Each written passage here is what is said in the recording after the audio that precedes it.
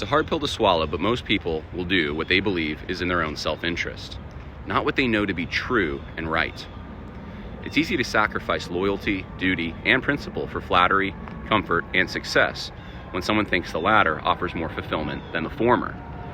This explains much of what's happened in Christian leadership, not to mention the medical, media, and academic establishments. Saruman thinks power lies with Sauron and not Gandalf. Judas thinks money to be more desirable than Jesus.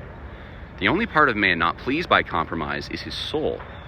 Yet the key to living an honorable life in this temporal world is living in the light of the life we are to have in eternity. The intangibles are what make the tangibles meaningful. Ordering allegiance according to natural affections and spiritual duties, rather than market forces, insecurities, and fleshly desires, is a much better way to sleep well with a clean conscience.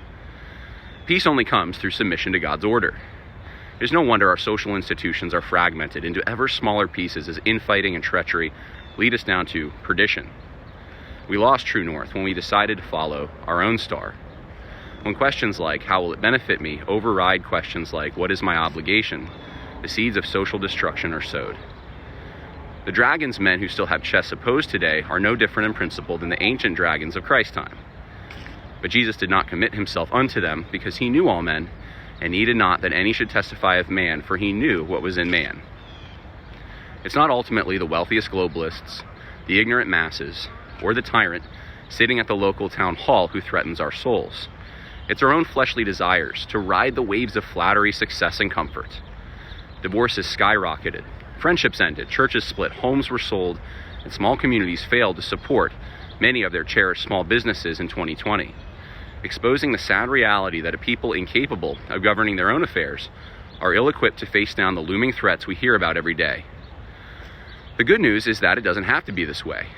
It is often said that war does not make great men, rather it exposes men who are great. George Washington was a man of character before he took command of the Continental Army. After the flood, the rocks still standing are a testament to their own consistency.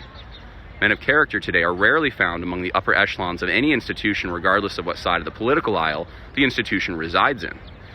Yet there are men lower in the social hierarchy who proved their consistency by sacrificing themselves for others, rejecting flattery, comfort, and success if it meant compromise and speaking hard truths in hard places.